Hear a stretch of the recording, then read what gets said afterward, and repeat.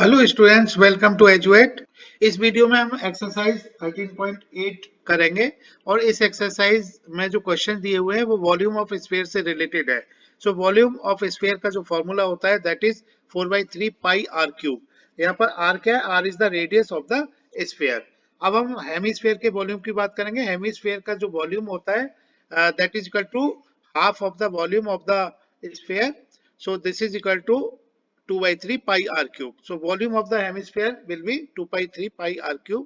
यहाँ पर r क्या है? R is the radius of the hemisphere. Example 17, find the volume of a sphere of radius 11.2 centimeter. तो ये r की वैल्यू दी गई है।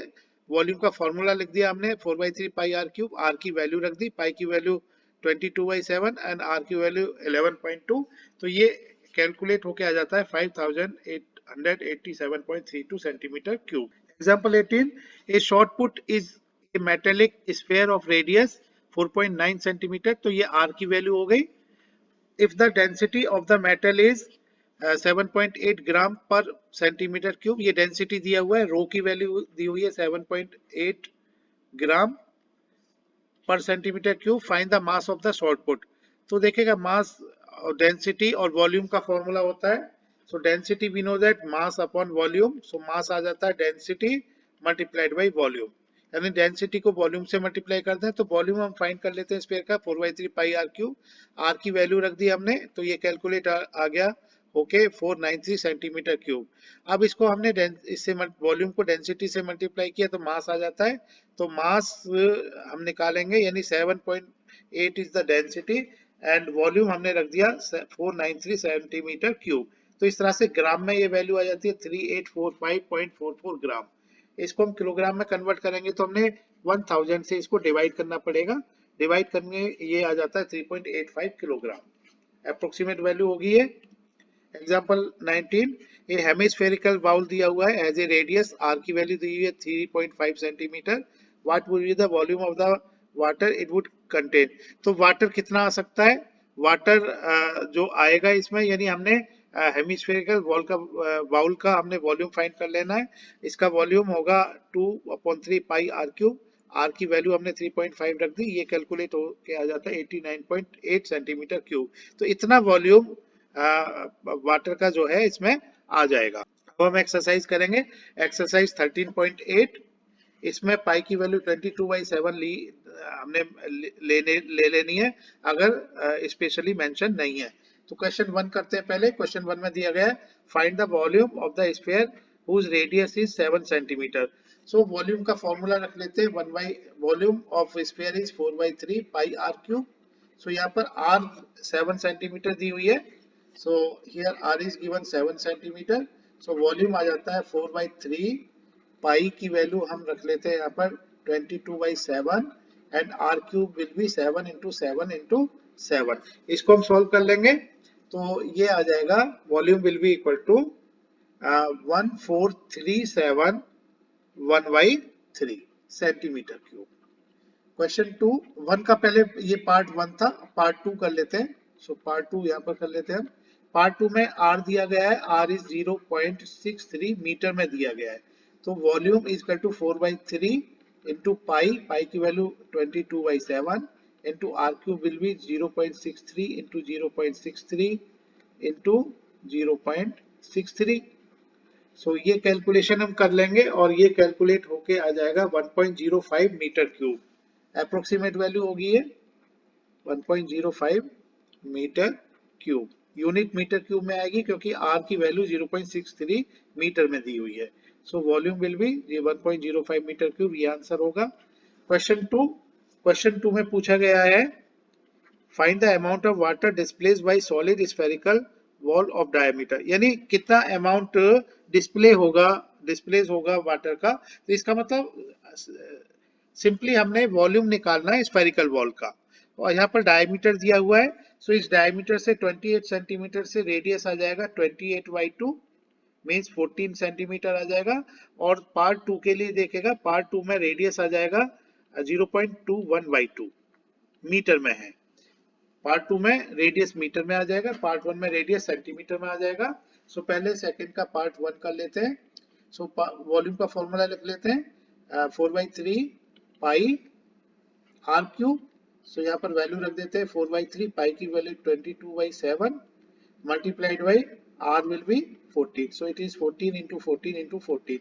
अभी हम इसको सिंप्लीफाई कर लेते हैं, ये आ जाता है, इसको सॉल्व कर लेंगे, it will be equal to 11,4982/3 centimetre cube. अब पार्ट टू करेंगे, पार्ट टू में देखेगा आर हमने 0.21/2 मीटर रख लेना है। So volume is equal to 4/3, pi की value 22/7 into r cube will be 0.21/2 multiplied by 0.21/2 multiplied by 0.21/2, और इसको सॉल्व कर लेंगे, इसको सिंप्लीफाई कर लेंगे, तो ये आ जाएगा 0.00485 मीटर क्यूब, ये आंसर होगा। अब हम क्वेश्चन 3 कर लेते हैं। क्वेश्चन 3 में देखेगा दिया गया है the diameter of the metallic wall, metallic wall है तो वो स्फेरिकल होगी, डायमीटर दिया हुआ है 4.2 सेंटीमीटर, इससे रेडियस हम कह सकते हैं it will be 4.2 divided by 2 means 2.1 centimetre radius आ गया। What is the mass of the wall, mass हमने निकालना है, if the density of metal is 8.9 gram per centimetre cube. सो देखिएगा मास निकालने के लिए मास का फॉर्मूला होता है डेंसिटी मल्टीप्लाइड बाई वॉल्यूम, तो हमने वॉल्यूम निकालना होगा, और मेटेलिक वॉल है तो 4/3 पाई आर क्यूब फॉर्मूला लगेगा। सो इट इज 4/3, पाई की वैल्यू हम रख लेंगे 22/7, 22/7 रख लेते हैं पाई की value, multiplied by r is 2.1, so r cube will be 2.1 into 2.1 into 2.1। इसको हम सिंप्लीफाई कर लेते हैं तो वॉल्यूम आ जाता है 38.808, और ये सेंटीमीटर क्यूब में आएगा क्योंकि रेडियस सेंटीमीटर में दिया हुआ है। अब मास फाइंड करने के लिए डेंसिटी से इसको मल्टीप्लाई करेंगे, डेंसिटी दी हुई है 8.9 ग्राम पर सेंटीमीटर क्यूब, तो ये जो मास आएगा वो ग्राम में आएगा। सो दिस मल्टीप्लाइड बाई 38.808 ग्राम में आ जाएगा। सो ये आ जाती है वैल्यू 345.39 ग्राम, ये आंसर होगा इस क्वेश्चन का। अब क्वेश्चन देखिएगा 4 करते हैं। क्वेश्चन 4 में दिया गया है the diameter of the moon is approximately 1/4 of the diameter of the earth. तो मून का डायमीटर अर्थ के डायमीटर से 1/4 है। तो पहले हम डायमीटर अर्थ का हम मान लेते हैं, let diameter of earth, diameter of earth को हम डी से रिप्रेजेंट कर लेते हैं। So diameter of earth is 2r मान लेते हैं। सो इससे रेडियस ऑफ अर्थ आ जाएगा। So it implies that radius of earth, so इसको आर ई से रिप्रेजेंट कर लेते हैं, R E will be equal to diameter of earth divided by 2, इससे ये आ जाएगा 2r/2 मींस r आ जाएगा। So radius of earth r is equal to r। अब हम रेडियस ऑफ मून निकालेंगे, पहले हम देखेगा क्योंकि अर्थ का रेडियस कितना है, हमने r फाइंड कर लिया, और यहाँ पर दिया गया diameter of moon is approximately 1/4 of the diameter of the earth. So diameter of moon को हम dm से रिप्रेजेंट करेंगे। सो diameter of moon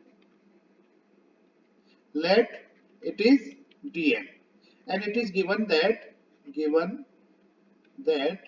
diameter of moon is equal to 1/4 of diameter of earth।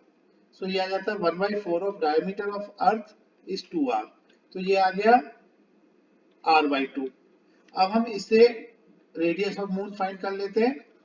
Now radius of moon it will be equal to जो diameter हमने moon का निकाला है इसका हाफ, यानी हाफ ऑफ r/2, सो ये आ जाता है r/4। तो इस तरह से रेडियस ऑफ अर्थ आ गया r, और रेडियस ऑफ मून इसको हम rm से रिप्रेजेंट करेंगे, सो इट इज r/4। तो हमने दोनों के रेडियस फाइंड कर लिए। अब आगे बढ़ते क्वेश्चन के, what fraction of the volume of earth is the volume of moon. इसका मतलब हमने मून का वॉल्यूम और अर्थ का वॉल्यूम फाइंड कर लेना है। सो ये फ्रैक्शन पूछा गया है, तो volume of earth divided by volume of moon, ये हम फाइंड करेंगे।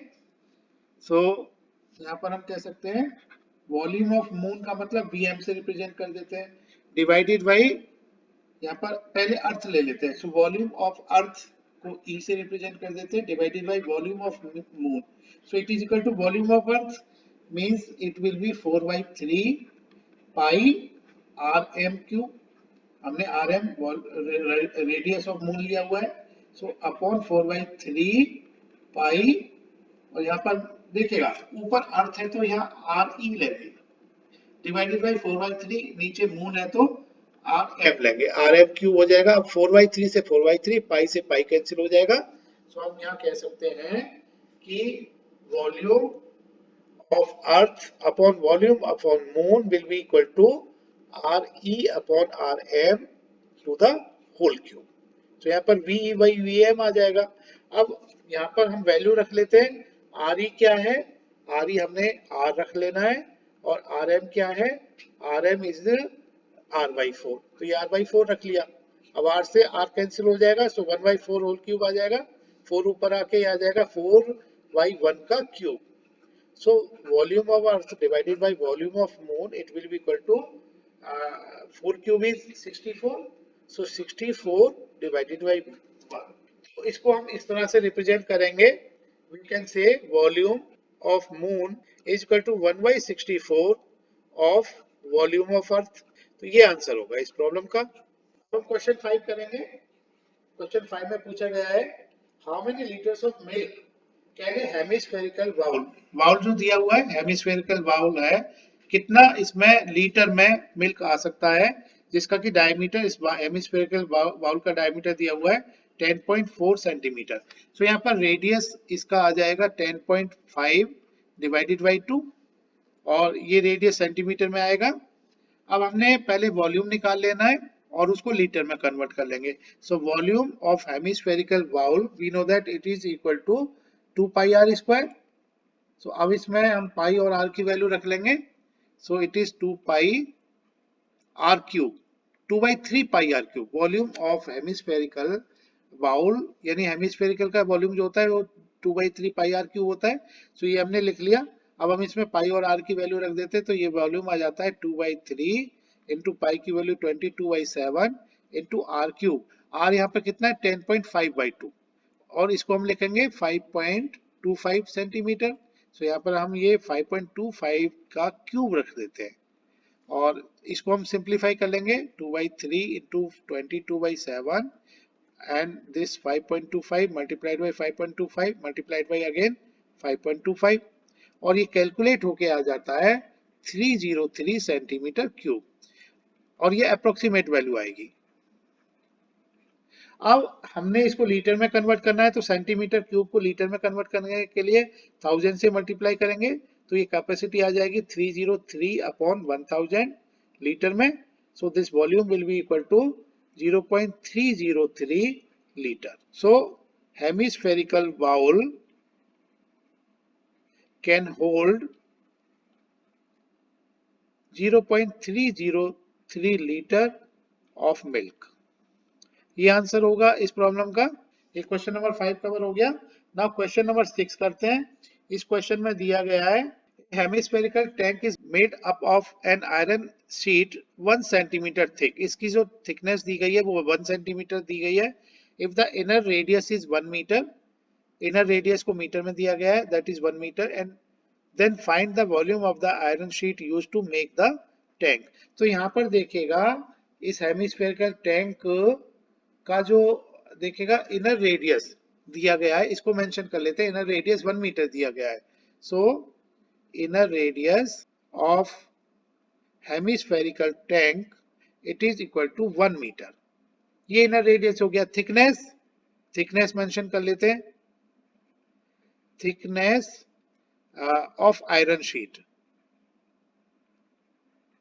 सो that is equal to 1 centimetre. अब इसको हम मीटर में कन्वर्ट करेंगे, सो 100 से डिवाइड करेंगे, सो 1/100 ये आ जाता है 0.01 मीटर.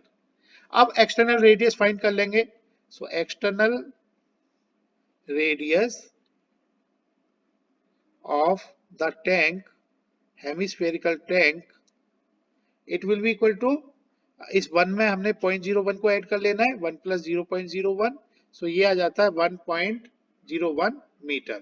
अब यहाँ पर हमने volume of iron use to make the tank ये फाइंड कर लेना है.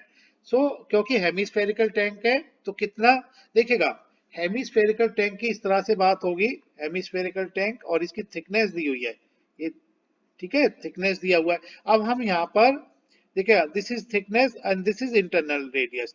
तो हमने वॉल्यूम फाइंड करने के लिए इसका मतलब external volume minus internal volume करना पड़ेगा। अब इंटरनल रेडियस को हम अगर स्मॉल आर से रिप्रेजेंट करें और एक्सटर्नल रेडियस को कैपिटल आर से रिप्रेजेंट कर दें, ठीक है, तो एक्सटर्नल वॉल्यूम हो जाएगा। एक्सटर्नल वॉल्यूम देखेगा, पहले तो यहाँ पर हम लिख लेते हैं वॉल्यूम ऑफ आयरन, ये लिख लेते हैं volume of iron used to make the tank, the hemispherical tank, so it will be equal to V1 minus V2। V1 क्या है, वॉल्यूम ऑफ द एक्सटर्नल, और V2 क्या है, volume of internal. Volume of external क्या होगा, 4/3 pi capital r cube, external radius की बात करेंगे, minus 4/3 pi small r cube. तो ये वॉल्यूम आ जाएगा, रिक्वायर्ड वॉल्यूम। सो 4/3 कॉमन ले लेते हैं, पाई कॉमन ले लेते हैं, capital r cube minus small r cube, ये हमने फाइंड कर लेना है। इसको हम फाइंड कर लेंगे। So this is equal to 4/3 pi की वैल्यू, यहाँ पर 4/3 देखिएगा क्योंकि हेमिस्फेरिकल है, सो यहाँ पर 2/3 लेना है, ये करेक्ट कर लीजिए, दिस इज 2/3, हेमिस्फेरिकल है ना, so this is 2/3। So now 2/3 multiplied by 22/7, capital r हमने फाइंड किया था 1.01, 1.01 क्यूब हो जाता है, small r is 1, so it is 1 cube. अब हम इसको सॉल्व कर लेते हैं, 2/3 multiplied by 22/7, so this is 22/7, और इसको हम सॉल्व करेंगे 1.01 क्यूब माइनस 1 क्यूब, इसको हम सॉल्व करेंगे, सिंप्लीफाई करेंगे, ये आ जाता है 0.030301, और फर्दर इसको सिंप्लीफाई कर लेते हैं, पूरे कैलकुलेशन कर लेते हैं, 0.06348, और ये मीटर क्यूब में आंसर आएगा।